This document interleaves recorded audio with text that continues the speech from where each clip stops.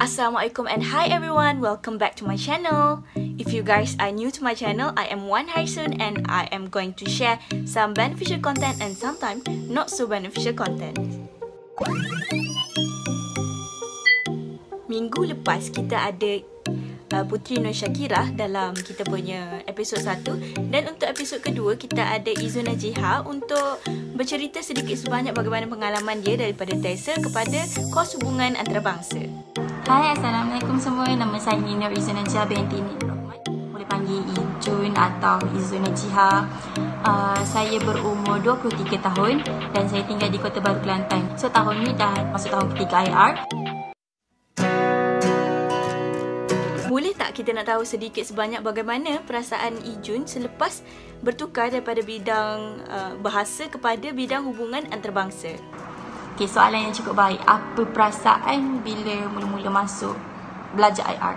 Macam kita tahu, IR ni adalah satu kos yang memerlukan kita untuk lebih aware tentang isu semasa, dan kita perlu lebih cakna tentang isu-isu yang berlaku bukan sahaja di dalam negara tapi melibatkan antarabangsa. Jadi untuk masuk ke bidang IR ni, kita perlu lebih teliti, perlu lebih cakna tentang hal-hal sekeliling. Tidak boleh terlalu ambil ringan dan ambil mudah sebab pembelajaran kita berkait dengan dunia luar sekali.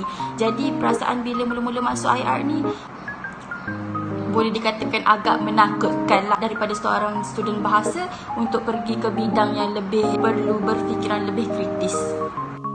Tak silap saya, Izun pernah ada fasa di mana Izun nak give up belajar kos hubungan antarabangsa. Sebab Izun sendiri memang asal daripada diploma TESA, jadi Izun memang dah boleh kerja pun dengan diploma TESA tersebut.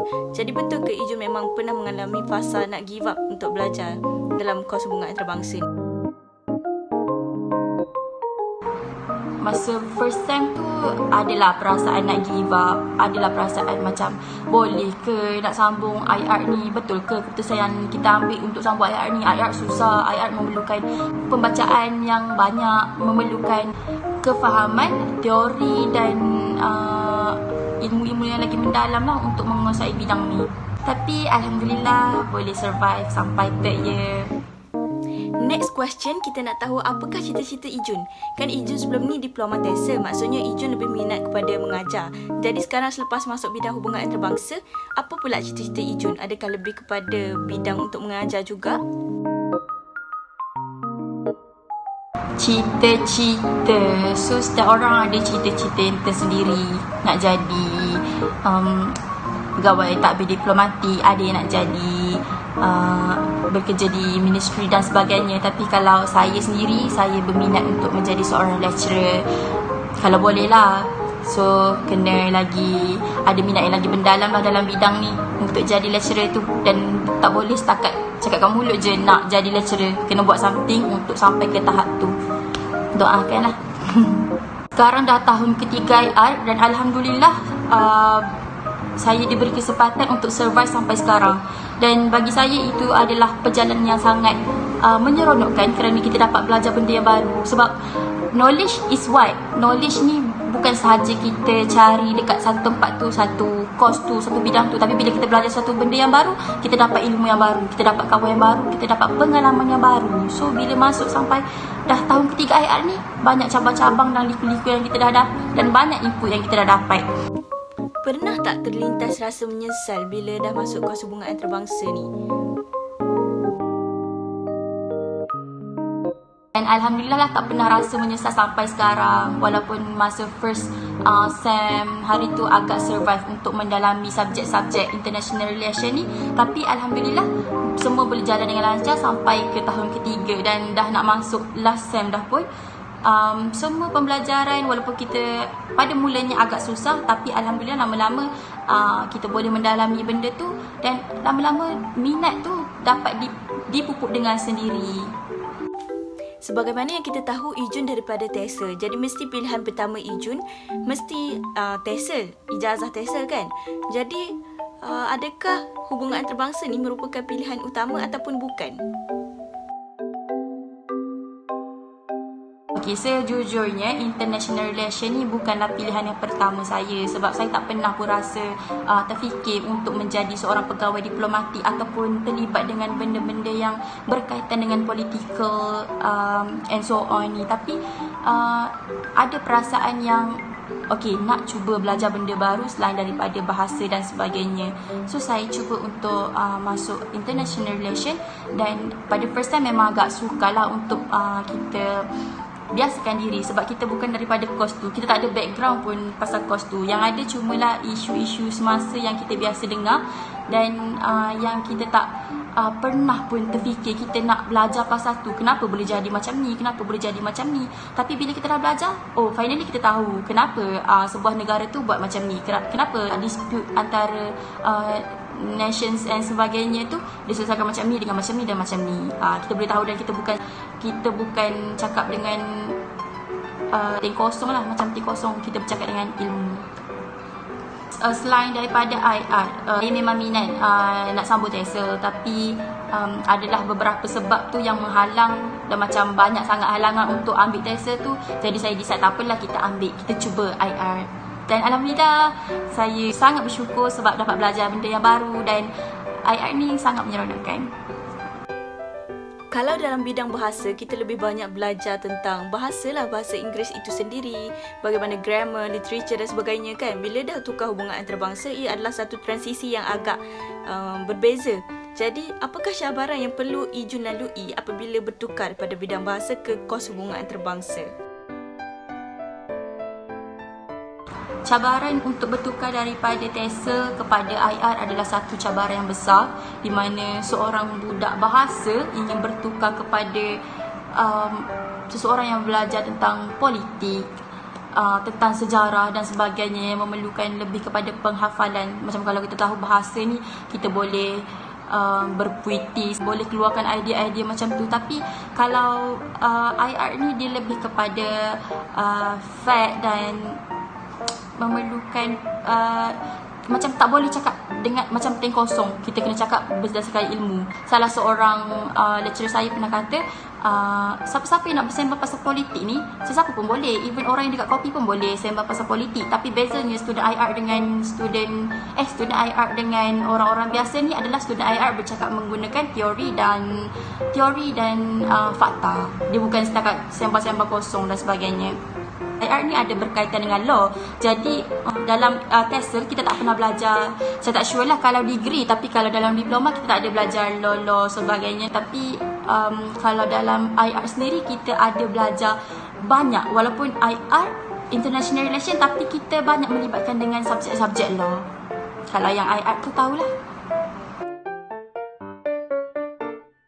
Salah satu cabaran yang sangat-sangat mencabar untuk belajar macam mana cara nak jawab, macam mana nak apply sesuatu masalah tu menggunakan kaedah law, macam mana nak tahu nak settlekan dispute tu, macam mana nak apply, macam mana nak terfaham pasal court ni.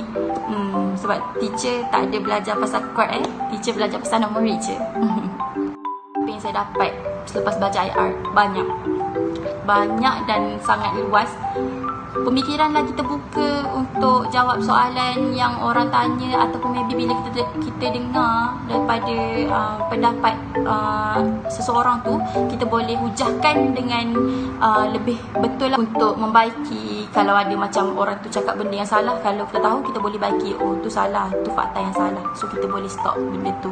And mungkin bila kita tengok status WhatsApp ke or even WhatsApp, macam-macam yang disebarkan lah, yang rasa benda tu salah or mitos mata-mata, kita boleh betulkan. Macam okay ni salah, ni hanyalah macam benda yang diwar-warkan ni tak betul, sepatutnya benda ni sebenarnya benda ni. So kita boleh lebih matang bila bercakap. Kita boleh bukan bercakap mengikut perasaan yang kita biasa tengok. Macam bila politik ni kita dengar dispute ni, macam kenapa kerajaan ni tak buat kerja ke? Tak.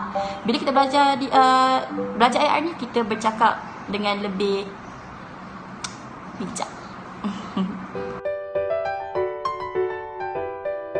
Ada dua course yang saya sangat minat. Yang first kali TESOL lah, sebab saya belajar TESOL sebelum ni. Yang kedua, saya berminat nak belajar counselling. Sebab macam bila kita belajar masa TESOL, kita ada belajar tentang perasaan pelajar, macam mana nak approach mereka untuk belajar, macam mana nak faham mereka, macam mana nak menjadi teacher yang baik, macam mana nak menjadi cikgu yang baik, yang mendengar, cikgu yang boleh menjadi pengajar yang berguna lah untuk anak-anak tu. Bukan setakat menyampaikan ilmu, tapi kita juga macam give and take, memberi dan menerima. Kita memberi dan kita juga menerima daripada mereka. Jadi saya sangat berminat untuk masuk ke dalam bidang kaunseling, tapi sama tak dapat.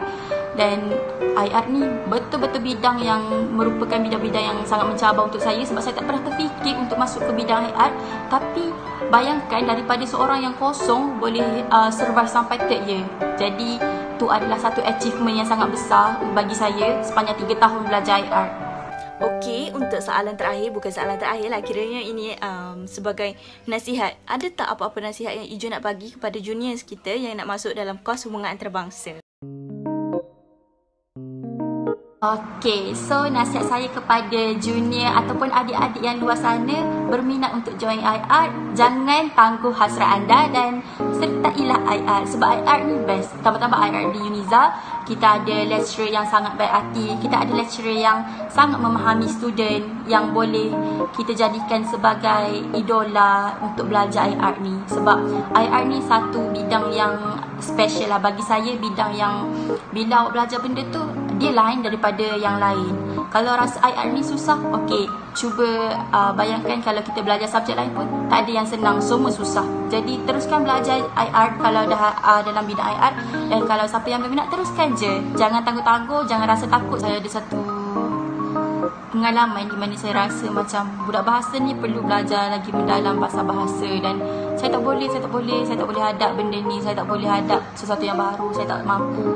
Tapi bila kita dah masuk ke dalam bidang tu, baru kita tahu pengetahuan tu luas, pengetahuan tu tak ada limit, pengetahuan tu tak ada batas ni. Kalau kita nak cari, kita teruskan. Bila masuk bidang ni, still boleh belajar bahasa, kita boleh improve kita punya bahasa. Okay? Jadi teruskanlah niat untuk belajar, teruskan je apa yang kita dapat, rezeki yang kita dapat ni, dan jangan takut untuk cuba satu benda yang baru, sebab benda tu best dan benda tu sangat menyeronokkan, dan satu pengalaman baru untuk kita lebih matang dan lebih terbuka untuk belajar sesuatu yang baru. Jadi itu sahaja, terima kasih, bye. Itu saja untuk video kali ini. Jangan lupa untuk like, komen dan juga subscribe kepada channel ini. Jangan lupa untuk share video ni kalau korang rasa video ni bermanfaat, dan jangan lupa untuk onkan notification supaya korang dapat tahu bila ada video baru yang saya post, okey?